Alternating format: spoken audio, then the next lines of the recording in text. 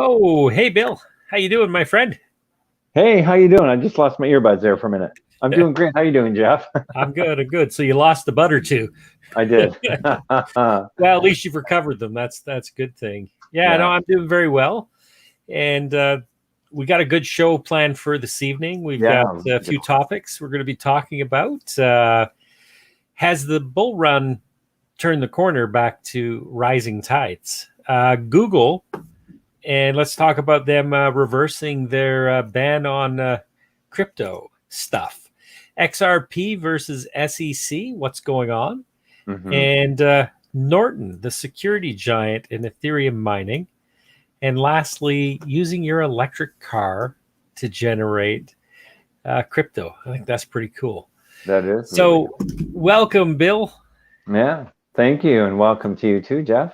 Yeah, I'm Jeff Brody, and I'm joined by Bill Sheltima, and we're presenting for Bitcoin Basics. I'm Bitcoin Brody. And I am Crypto Cadet Bill. Yeah. So neither one of us are financial advisors, Hmm. and none of this is to be construed as investment advice. We're just two dudes giving our advice on our emotional journey in the crypto space and reporting a Yeah. little bit on the news. Hmm. Um, so, Bill, Yes. what's going on for you? How are you feeling about the market? Well, I've had a busy week. I'm a little bit tired, not related to crypto, related to work, Yeah, but all positive, good energy, which awesome. puts me in a really good frame of mind when I look at the charts and look at what I'm holding. I have about, I think, 9 or 10 coins. And like I said last show, I'm just holding, not touching anything except for today because I have PDAX and it seemed to do some really nice upward movement. And so I set a sell price at 25 and I decided to take 25% out of what I was holding. So I made a little bit of money there. And it just reminded me that even though Bitcoin may not be doing great and others may not have been doing well, that doesn't mean that's across the board. So it means, Bill, pay attention, check in, just don't ignore it, but do your due diligence, check in, have a look and see what's going on. And if something's moving, have a plan that, have a strategy of what you're willing to take out of it, but still have your hand in the game, still have some skin in the game, which is Yeah, what I no, did with. I think that's awesome. Really good move. You know, Yeah, if we've learned anything from this recent move, the big sell off that we saw and watching our paper fortunes fade into nothing, yeah. is that along the way, if we have a strategy to take some profits, 25%, 20%, 10%, whatever that is, and set some sales, right? You Mm-hmm. know, I was looking at Bitcoin since Bitcoin dominance has increased. Mm-hmm. That on the daily and on the weekly, the MACD is flipping, so we're starting to go green. Mm-hmm. So while we know that technicals alone do not control the market, we're seeing a lot of we're seeing indications that we're going to be moving upwards, and the Mm-hmm. news looks very positive, right? Yeah. I Mm-hmm. mean, it was interesting. Goldman Sachs and J.P. Morgan were going after cryptocurrency and saying that they're not replacing gold. Well, they're watching their dollars leave the gold market and move into crypto. So they're Yeah. going to run their fear, uncertainty, and doubt around that to Yeah. hold on to escaping dollars. Yeah. It's an interesting dynamic that the big names, the big players have with us, the smaller fish in this whole arena, because they're the ones that are getting coverage. We aren't. I can say something or you can, and it's not in the news. So they get their fair share of um, control or manipulation by what they say. But knowing it really helps to have some behind the scenes understanding as to why they're saying what they're saying, and what you're saying there makes perfect sense. Yeah. as to why they say what they say. Well, and part of it is that we were talking about this on the morning show that I'm doing, that really uh, the composite operators, the composite man, the composite woman, the big money, they want you to buy high Yeah, so they can take your money and yeah, then sell low, yeah, right? So that yeah, you can leave your money and and feel frightened and go away. yeah. you know so as we learn about these market dynamics, like they're in every market. You'll see them in forex, you'll see them in stocks, you'll see Oh yeah. them, bonds trading, futures trading, commodities, everything Hmm. is the composite operators. They manage the market in such that they're always on the upside. Yeah, So, hopefully, while we pay attention here and we learn to take profits along the way, we can yeah. regain some positiveness in our investment strategies. Hmm.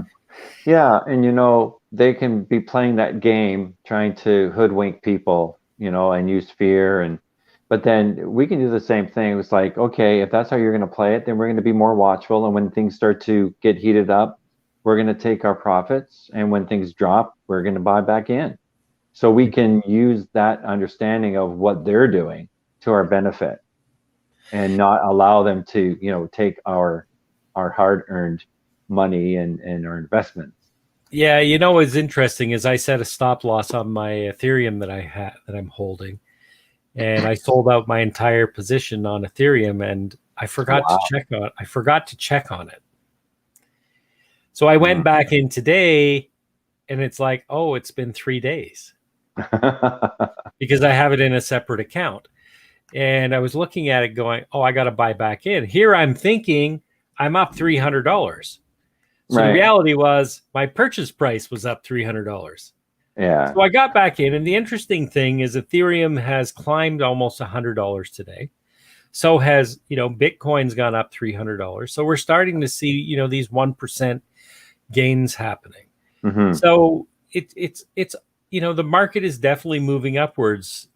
A lot of confidence coming back into the market. The fear and greed index is Hmm. settled around 25%, 24. So I think that number brings confidence back in and bringing money back into the market. Hmm. So what we're seeing is it's not so much the large caps that are moving. Again, it's the altcoins. Hmm. Dogecoin was launched on Coinbase Pro today. Yeah. So I think there was a number of people taking profits, right? Because Dogecoin got up around 42 cents today. Yeah. It's settled down to about 39 cents. So um, during the dip, it touched around 30 cents. So that's a 40% gain for someone to take. I think that's a good return in a short period of time, and in days, if you will. Yeah. So it's going to be interesting to see what Dogecoin does. Yeah. And Google had banned Google Ads Yeah. for crypto wallets and for crypto exchanges in Hmm. 2018, 2019, and now they've rescinded that ban. So the question is, I wonder what Google's got in the works. Well, they're probably seeing a revenue stream from ads from a whole segment in that they're missing out on, for one. And so Mm-hmm. it's like, we need, financially, it's a great move. Right. And they'll have other motives, obviously, as well, because they'll be able to garner all kinds of data from that, analytical data, as to where these ads are coming from, where they're going, what the demographics, and they'll have a whole new surge of information for themselves to play around with. Yep. So I'm sure that that's a big key factor, because they see this wave of crypto interest that is happening, and you'll want to be a part of it. Yep. It's interesting because we're also seeing Hey, Facebook friend. yeah, so we're getting some comments in from our Facebook friends here. PDEX for the win, so that's all Yeah. good. And I think that we're looking at we're now, I think Google reversing this is they're also, it's sending a signal that cryptocurrency is here to stay. It's viable. It's real. So I think that's pretty awesome. Yeah, it's going to happen. Yeah, there's so much going on in the crypto space. We're just over a decade old in the market. It's interesting from a technology perspective. We typically look for maturity around 20 years. So, for instance, when Linux was introduced, like I remember running Linux in 1989, downloading it from the internet, compiling it, doing a bunch of things. I had to build my own graphics driver for the ATI video card that I was using. I had to go and get the clock settings and then compile it. And I remember when I got it running, I had this 3-inch cursor on my screen because one of my settings were wrong. But it was like, wow, that was pretty exciting, right? So from that until 2000, 1989, 2000, 2010. And now we're looking at Linux is going on 30 years. So it's got a very strong commercial founding, and it's still very strong in the grassroots open source community. Yeah. So, let's compare that to this whole cryptocurrency space, right? Because in 2008, when Satoshi Nakamoto drafted the white paper, released the white paper and the code in the open source, saying, here is Bitcoin, here is the cryptocurrency that's going to, rule the world. Yeah. And, here we are 13 years later.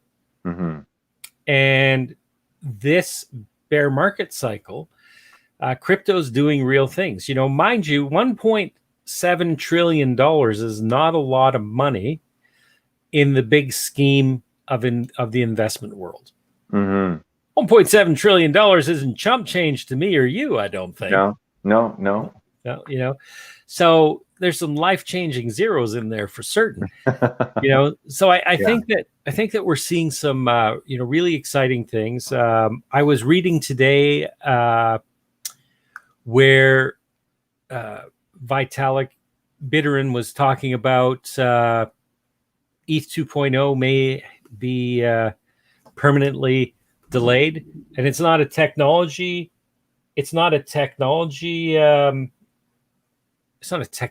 challenge, it's a people challenge. And I think that's been the biggest challenge for the Ethereum dev team, is actually getting on board and agreeing in things. Let's just one thing I'm going to add to this, and then I'll flip over to you, Bill, is that they built a time bomb into the code for Ethereum that if they weren't on ETH 2.0 by the end of this year, that the Ethereum network was going to shut down. Wow. Yeah, there's some big balls arrogance in there. So they've not only do they have to do their dev work, but now they got to unwind this death code that's in there. I'll just call it that. Wow. So it's interesting. So what's your take on what's going on in the tech world and the adoption of cryptocurrency? You've been you've been heavy into this world for a quarter of a year now. Yeah. Has it been that? I guess it has been. Wow. Yeah. Time flies. So you're asking, what's the question? Yeah. So what's your thoughts about cryptocurrency, and do you see it as a viable and here to stay thing? Oh, I absolutely do. And I think a lot of the things that we're seeing, we see the big names, they're trying to shake up the market to get rid of the people through fear. Right. And to, get as much of the money as they can. But we're also seeing, or we're going to see what coins are going to be rising to the top moving forward, the ones that are actually legitimate. And I think you're going to still have the meme type coins, because we do want variety. We want to have fun with it. And so there's that aspect as well. We love our sports, we love our entertainment. So there needs to be in this space an entertainment section, or an entertainment coin or coins, just for people to have fun to play with, just to be able to say, yeah, I put $100 in and I made 100,000, or I made 10,000. you know. Yeah. And I think those are going to be there. It's just knowing which ones are going to be doing that. But I think that with Google and with Canadian Tire adding, Bitcoin, you can Rewards. Yeah. actually, when you purchase, you can collect Bitcoin. It's only going to continue to add pressure to the ones that aren't in it yet to get in it. Yeah. So it's here to stay. And I think what I'm realizing for myself is I can't be at my phone or my computer at the drop of a hat. So I need to learn how to do my stop losses. I need to learn how to set my price points to get in and when I get out. And so that's my own due diligence if I want to be successful in cryptocurrency. Yeah. I'm not using a financial advisor like a lot of people do when they're in the stock market. I'm my own financial advisor to myself, no one else. But I do lean on support like yourself and other people that are in it as well, that I can trust, that are like-minded, they're heart-centered like you and I. So that's my financial circle, and that's how I move forward. Yeah. And as long as I stay true to that and check in on my fear and greed, see how I'm feeling about it, I think that anyone can do really, really well with it. And it's really, you need to educate yourself and believe in it, because it's here to stay. It's too far in now for it not to go away. Yeah, absolutely. There's so much going on, and then there's a lot of people who complain that these I'll call them the pop coin culture, detracts from and takes away from the viability and the seriousness of cryptocurrency. And I say, it doesn't. Yeah, there's bad projects out there. There's rug pulls, and it's the same. This has been plaguing the world since investment and money first came about. Right? Oh, yeah. People have been Ponzi scheming and scamming and stealing money from people for years, and it isn't any different in the cryptocurrency space. Yeah. And I think that the popcoin culture brings a new breed of investor and brings new money into the market. It brings a younger investor, because I think when I was in grade 8, Kareem Abdul-Jabbar had his own line of shoe, right? Basketball shoe, and I think they were $60 back then. This is like 1976 or something like that.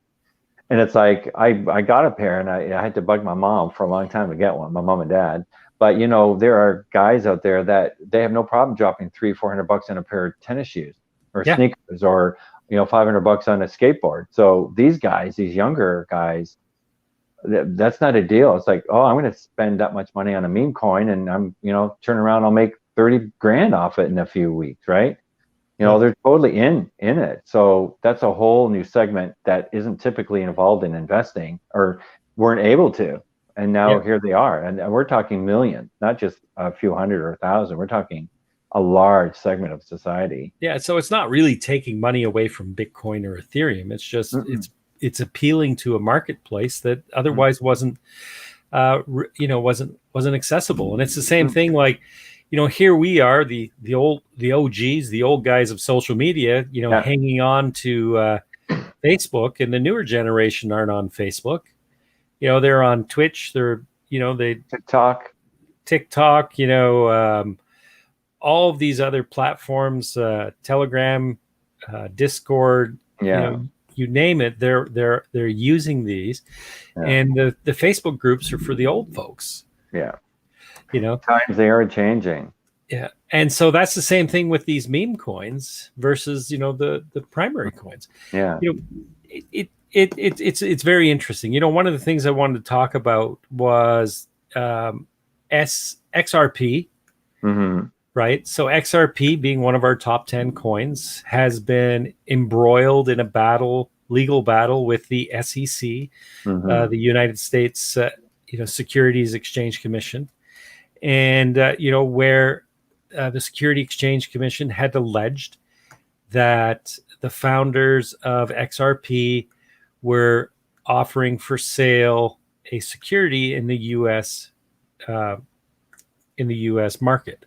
Well, what it's been going back and forth, and it's been looking good for XRP. Well, now it looks like XRP has an upper hand because the lawyers from XRP have gone out to the international exchanges to show that XRP sold their tokens, and the founders sold their tokens through international exchanges and not through U.S. exchanges, so it doesn't put them in a violation with the Securities Commission in the U.S. Mm-hmm. Also, XRP has positioned themselves that the SEC has a lot of confusing jargon, and there's a lot of unclearness around a lack of clarity around what they're trying to regulate. Mm-hmm. That a lot of these supposed suits and stuff that are going on are more witch hunts than based on sound fundamentals. Mm-hmm. So I think that XRP is helping set a precedent, and it looks like the tides are turning because XRP and the judge upheld the decision to ban or prevent the SEC from getting access to the advice that the legal counsel was giving XRP as client privilege information. Yeah, that's a good win. And those little baby steps, like you say, it's going to set the precedent and just make it all that much more strong. Yeah. One of the things that I was excited to read was about, I think it was Senator Ru Paul saying that he was making a motion that cryptocurrency should be considered a currency versus an asset.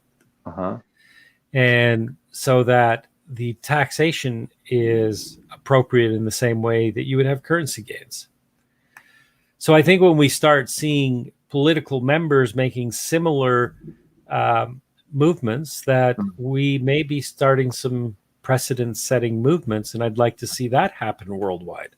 Yeah, because there are countries like Germany that recognize cryptocurrency as a currency.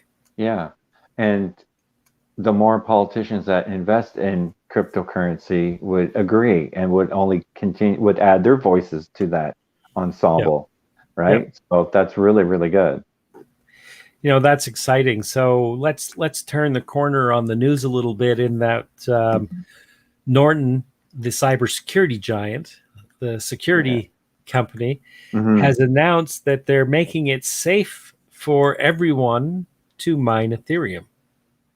Wow. Yeah. So that's been one of the challenges with mining cryptocurrencies is that you don't know about the source of the software. And also what's been happening is there's this thing called cryptojacking. So cryptojacking is kind of crypto mining software that gets put on your computer without your knowledge with someone else's wallet address. So they're using your electricity and GPU and CPU resources to mine for themselves versus for you. Yeah, that's wild.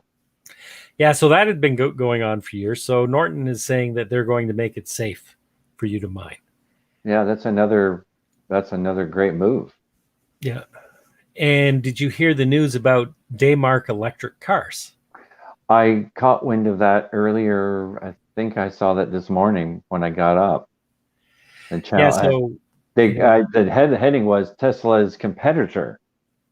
Yeah. So it's like, ooh, what does that have to say to Tesla now? It's like they got to get in the game.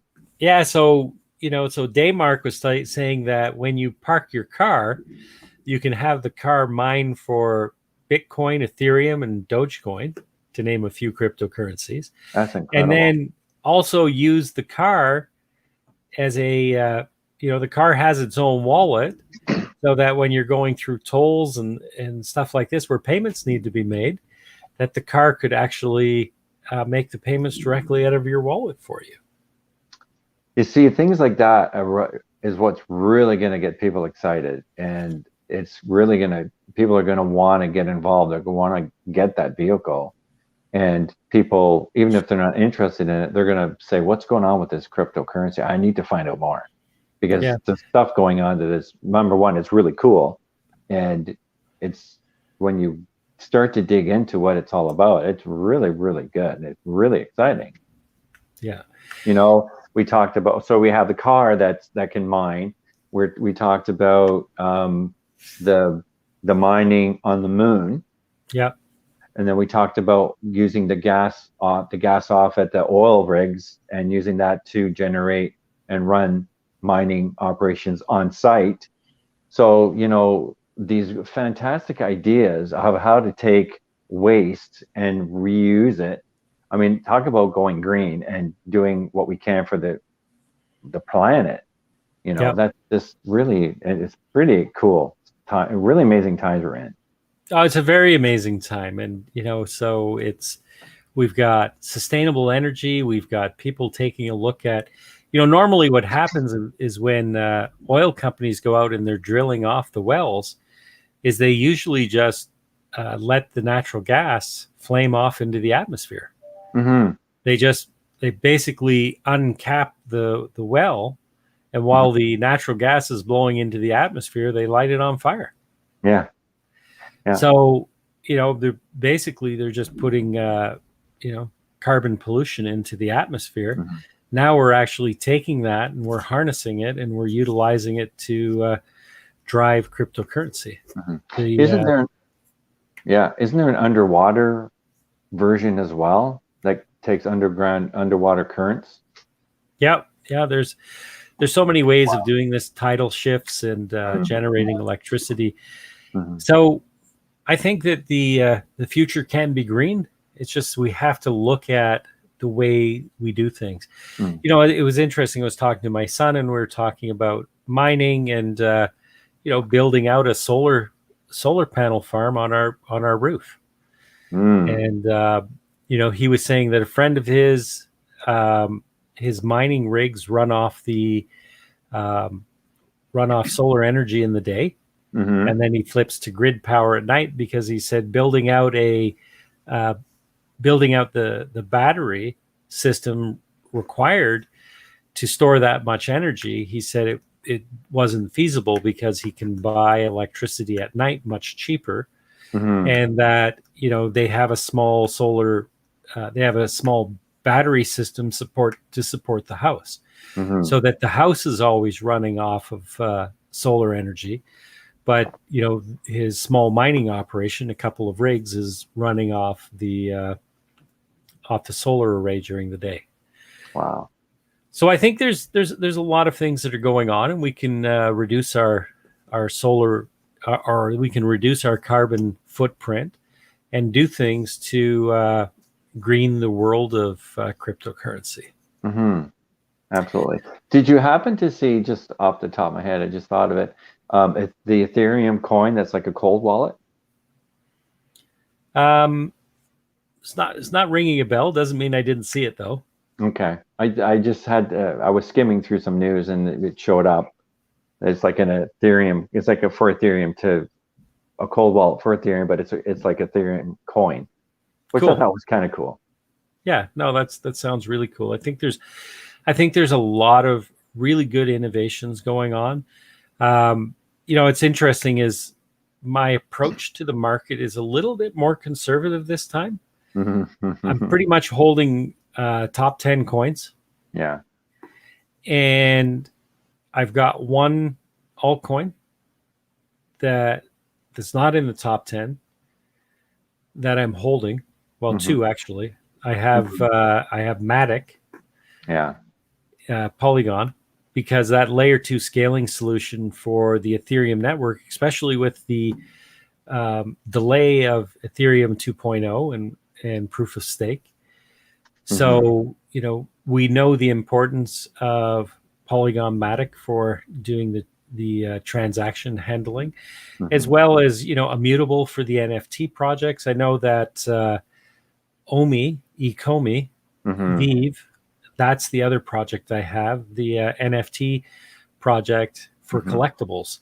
And they announced that they're going to be launching on the immutable network for Ethereum for their NFTs. So that's going to be coming up. And that's very exciting, because they've been on this Go network, and they did offer their tokens with wrapped Ethereum. So it was a WOMI on Uniswap. but they're on a couple of exchanges, but they're not in any of the major exchanges. And I think we could see with the improvements that they've done to their software, their system for selling and competitions that they've been running for the NFTs has become really solid in the last month. I know back in February and March, it was kind of frustrating. But here we are today, and their sales are going very well. They've been able to limit sales, so there's a lot of good things coming. So I'm excited to see them launch on Immutable and see where it takes the project. So I say that my portfolio is in the top 10. And that I'm hoping to see the XRP turn the corner and see some gas form for that one to get some life to it. Yeah. Polkadot is showing signs of life again. It had dipped down to, I think, $16, and it's back up to around 27. This is similar with Pokedex. Yeah. Right. So we're seeing a lot of gains in the altcoins. Bitcoin is making steady gains. Ethereum is making steady gains. Even Cardano is making small, steady gains. So Cardano, they're talking about this being Cardano summer because the Alonzo network is for the smart contracts being released on the testnet now, and then for a full rollout in the summer. So we're there. So there's a lot of exciting things coming, and we could see some multiples for that project. Wow. So that's all I have for today. Yeah. Well, that's an awful lot. There's a lot of great information there. And, do some of your own research, watch the news and see what's happening, check in with your heart and your emotions where you're at. Try to have fun with it, and don't be so connected to the money that you've put into it that if things don't go the way you want, you've just destroyed your week or your weekend. And disconnect from that, and try to have fun with it. That's what I'm doing. Like Bill said, take some profits. Exactly. Yeah. If you don't know how to set your stop losses and your buy-ins, learn how to do that. Practice with it, even if it's a small amount, 5-10%, just to have the experience to see what it feels like, because you don't want to wait and then you keep waiting, and then the next thing you know, it drops and it's like, I coulda, woulda, shoulda. You don't want to have that all the time. So you need to plan that strategy out and where you're happy with that gain that you've made. You have to be happy, or else why are you doing it? Yeah. And you may need to look for an exchange that offers those features, because there's a lot of simple platforms that make it easy to get into crypto because they just offer you a straight trading, right? So the ability, you say, hey, I want to buy Dogecoin. I've got $10, and they give you X number of Doge tokens, and you don't get to set a price or anything. It's just the trade is done for you at market price. So it's looking for a platform like Binance or KuCoin, or or I think it would be Coinbase Pro, where you have a spot trade interface and you can do limit orders. Yeah. So that's something that if you can set spot price and do limits, stop limits, then you can do what Bill is saying to set a sale order for a future value, and also set a sale order to maintain your value. Yes. Yeah. I'm loving KuCoin. I don't know whether it's because of the color green they use, but it's a great exchange. I started with ShakePay, but it's right at that level that I'm not so advanced. I need something I can go deeper with or more in depth, but it gives me that stop loss. It gives me, the charting that I enjoy watching, and the information I need is all there. I really am enjoying KuCoin. So I thank you for that, because you're the one that recommended it. So yeah, it's a solid platform. It's the one that I started out on because, well, actually, no, I did start out on Coinbase. Never really did much there other than I needed to buy coins so that I could pay my fees for my mining farm. Mm. But that's all I use Coinbase for. So then when it came to trading, I was like, I asked a friend of mine who'd been trading, and she recommended KuCoin. Mm. And so I'm like, okay, this looks good to me. I took a look at Coinbase. I took a look at a few others, and or Binance.com, because we're in Canada. We're not limited to having access to the platform like our friends in the US are. So I think that, I really like KuCoin. It's got some nice things. It's got trading bots. It's got a whole bunch of functions and features on it. I don't do any of the bots, or I don't do futures. I just do simple trading right now. Yeah, So me too. I agree. It's a great platform. Mm-hmm. All right. Well, my friend, thank you so much. It's Thank been you. great. Mm-hmm. And thank you, everyone that's been viewing and watching and contributing. Thank you. Yeah, we enjoy your feedback. We enjoy the fact that you're watching. Drop a comment. If you're watching us on YouTube, remember to like and subscribe, and set that notification bell if you're enjoying our content. Share it out with your friends, because I think that if you like this message and you think that what we're talking about would be of use and interest to someone we'd appreciate it. So for that, thank you so much. Thank you, and good night. All right. Good night. See you, Jeff. Yeah. See you, Bill.